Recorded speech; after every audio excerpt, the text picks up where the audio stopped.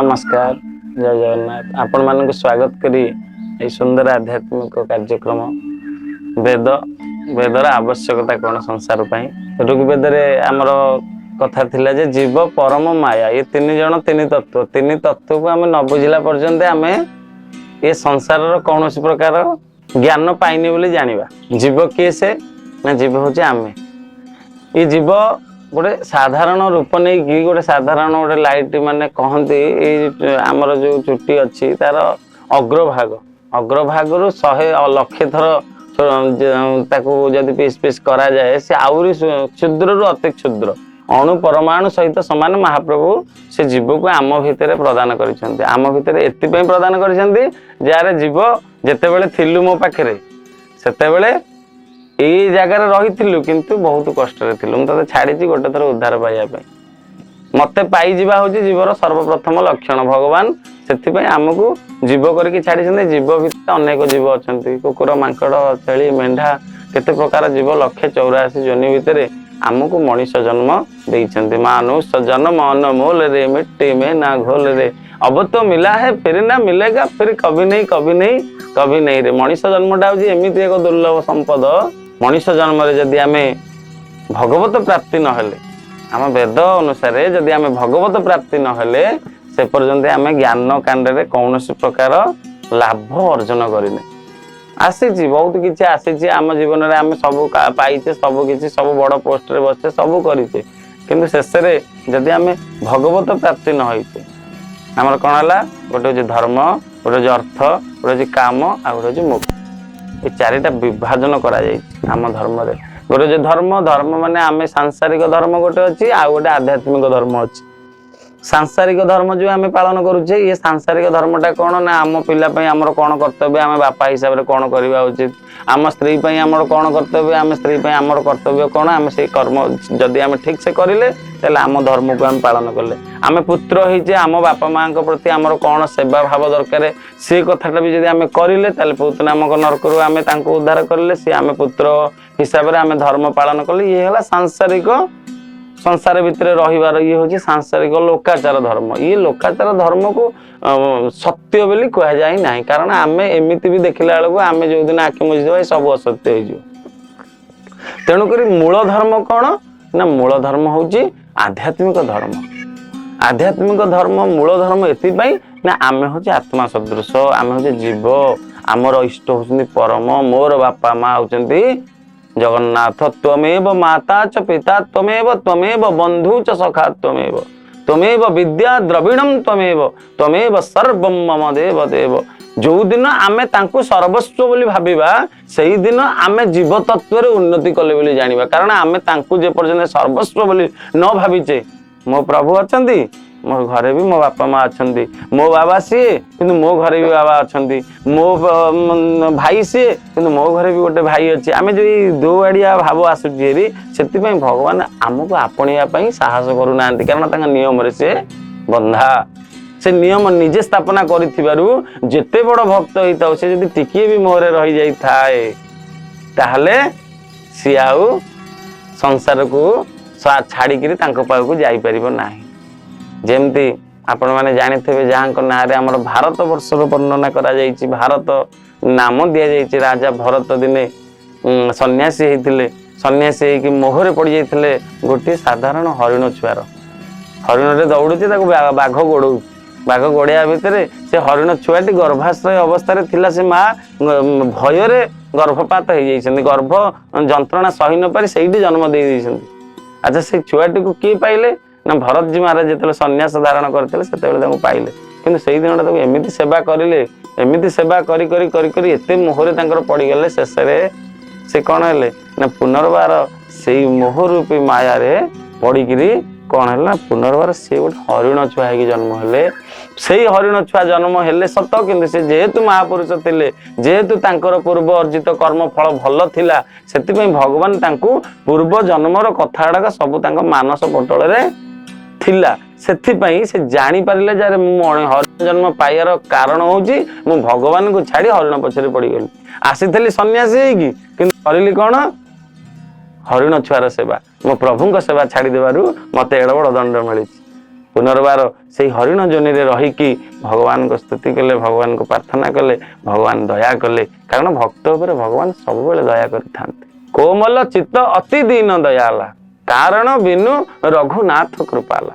से बिना कारण रे दया करला वाला किछि कारण नहीं भरत जी महाराज को आशीर्वाद कले पुनर्बार जड़ भरत हो जन्म हेले गोटे ब्राह्मण कूल कर्मकांडी ब्राह्मण कूल धीरे धीरे धीरे जड़ आकार नहीं गले पागल रूप धरी बुलिले कारण भगवत प्राप्ति होगाकू हेले आमको गोटे पागल सदृश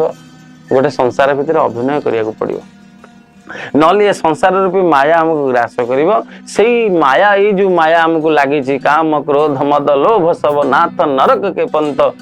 सब परि हरि भज भज हि जेहि संत यही ज्ञान कांड आम एति शिक्षा लाभ करवा जे प्रकृत में जदि जीव परम को न चिनी पारा ये माया को न चिनी पारा ताले से जीव बारंबार बारंबार भटक आ से भटकवा को रोकवाई आमको विद्या ज्ञान कांडर आवश्यक से ज्ञान द्वारा आम कौन करिया ना धीरे धीरे आम परम को आड़िकी गतिशील होगा प्रभु आम आड़िकी भी आसबे कारण आम आड़िकी जब गोटे पाद बढ़ेले ताले से आम आड़िकी 10 पाद बढ़ाती कारण जीवर सेड़ बड़ साहस नहीं से शक्ति नहीं जे परम को से प्राप्त हो पार किंतु से परम को केतेबेले प्राप्त हो ना जितेबेले सी दया करदेवे सेतेबेले से दया करिवे ना जितेबेले जीव प्रकृत में तांको जानिया पई तांको चिन्हिबा पई निजे किए तांको मु किए मोर प्रकृत में किए तांको जानिबा पई जितेबेले चेष्टा करिवो सेतेबेले आमे ऋग्वेदर प्रकृत में आमे ज्ञान पाइले बा आमे परम को पाइले बोली जानिबा आउ से परम को पाइबा परे जो आनंद से आनंदर शोभा बा से आनंदर आनंदता को मु वर्णना करिया पई मो पाखरे सेतिकी ज्ञान नहीं बा सेतिकी से आनंद को कहला बड़ी तार शब्द नहीं कारण से आनंद होची निजस्व जे भगवान को प्रीति करिछि जे भगवान को लाभ करिछि जे भगवान को प्राप्त होइचंदी से संपूर्ण रूप से निजस्व तांकर से कर्म आउ सी जो आनंद पाइछंदी से आनंद जो कि ऋषि वैष्णव साधु समाज ब्राह्मण समाज समस्ते पाइछंदी किंतु से केमिति सेटा को आमे समस्त की देबा ये विषय रे हमर चेष्टा आउ एई चेष्टा रे आमे सर्वप्रथम ऋग्वेद होची ज्ञान कांड रे तदर किछि कर्मकांड अछंदी किंतु ज्ञान हमर 20,000 रहिले मंत्र जे ज्ञान कांड उपासना कांड 80,000 कर्मकांड वेदर 4 वेदर संपथई कर्मकांड भी किछि किछि अछंदी ज्ञान कांड अछंदी उपासना कांड अछंदी किंतु ज्ञान कांड एति पई मुख्य जे आमे एई ज्ञान द्वारा आमे एई ज्ञान रे परिचालित हेले हमर समाज सुधरी जीवो आम पिला माने सुधरी जीवे सुधरी गले कौन हम ना आम संस्कारित हो एबे कौन विद्या चली विद्या पढ़ा हो सब हो किंतु गोटे संस्कार विहीन विद्या पढ़ा जाउछ माने संस्कार नथे आमर जेतेबेले यज्ञ पवित्र करूकरी एबे भी करूछंदी ब्राह्मण पिला माने किंतु आमर प्रत्येक एमितिया 3 कूले रे आमर ब्राह्मण क्षत्रिय वैश्य ये 3 जनकर यज्ञ पवित्र संस्कार थिले एबे कालक्रमे केवल ब्राह्मण क्षत्रिय पर्यंत रही जाइछन यज्ञ पवित्र संस्कार संस्कार कौन पे दिया जाए ना संस्कार दिया जाए अभक्ष भक्षण छाड़िया पे माछ मांस मदिरा एगुड़ा को छाड़िले आमर जो मुंडटी एपट सेपट धाउजी मन तो परिवर्तनशील से सब बेले इाड़े सियाड़े कथा को चिंता करके धाइब से आमको खाद्य उपर भी कंट्रोल करिया पड़िबो खाद्य को नियंत्रण करिया पे पड़िबो हेले कौन हम ना आम मानसिक स्तरटा ठीक आसीଯିबा आम भगवान के प्रति मन लगे पारिबा ये सांसारिक ज्ञान पाइबा जे प्रकृत रे ये संसार ये लोभ काम क्रोध क्रोधात भवति सम्मोह सम्मोहा स्मृति विभ्रम स्मृति भ्रंशात बुद्धिनाश प्रणश्यति आम भितर क्रोध आसुची आम भितर कामना आसुची आम भितर वासना आसुची आम भितर मोह अच्छी ये सब को त्याग करने हेले आमको परमात्मा सहित प्रीति लगे पड़ो भल गुरु जने बाछी शरण नहीं आमको भगवान सहित प्रीति स्थापना कले आम मनीष जन्मर प्रकृत उद्देश्य पूर्ण हम आ गोटे कथा जे आमे मनीष जन्मर जदि प्रकृत मूल उद्देश्य देखा मूल उद्देश्य होची भगवत प्राप्ति भगवान को प्राप्त होगा आम सबुठार बड़ उद्देश्य आठार जहाँ रहा तलू से सब आम उद्देश्य नुह किंतु आमे ताको उद्देश्य भली भावीचे कारण आमे माया रे पड़िचे से माया को काटिबा को हेले आमको सर्वप्रथम तांको शरण जीवा को पड़िबो गुरुंको शरण जीवा को पड़िबो प्रभुंको शरण जीवा को पड़िबो ये आमको ज्ञान कांड वेद आमको एक शिक्षा दउचंदी कारण जदि आमे ए जागा को छाड़ी देले ताहले आमे आउ शेष रे तांको पाई परिबा नाही पुनर्बार पुणी जन्म नेवा को पड़िबो पुनर्बार पुणी मरिबा को पड़िबो पुनर्बार पुणी जन्म नहीं पुणी मरी पुनरपि जन्मम पुनरपि मरणम पुनरपि जननी जठरे शयनम भज गोविंदम भज गोविंदम भज गोविंदम भज मूढ़मती। भगवान शंकराचार्य लिखिं कथा को कहले जदि तोर जीवन में किसी पाइबार अच्छी मूढ़मती तू गोविंद को भज कर गोविंद को इष्ट कर गोविंद को भजन कर कले ही बारंबार जो चक्कर पड़ुची देखुना गर्भाश्रय केते कष्ट। गोटे पिला को आमे पानी भितर छाड़देले 10 मास काल पुणी मोड़ी मक जी से रहा फ्री ना ता हाथ गोड़ कुछ कम कर नाभि गोटे नाड़ी जाइए से खाऊ माँ ठार ये सब कष्ट भितर से रहा 10 मास काल पुणी जन्म है पुणी कष्ट आसीगला पुणी भोक कला शोष कला भोक कला माँ माँ कुआ कुआ कांदिला पुणी शोष कला कांदिला सब कांदिला कष्ट है आसला माने संसार को कष्ट आरंभ हो गला कारण यहाँ को आम सुखालय बोली भाभी देचे गोटे मानस पटल में आमर से ज्ञान होनी बोली कि प्रकृत में संसार हूँ दुखालय आपको शास्त्र कहे दुखालय बोली आसत यही अध्याय को आम ये रखा पुनर्बार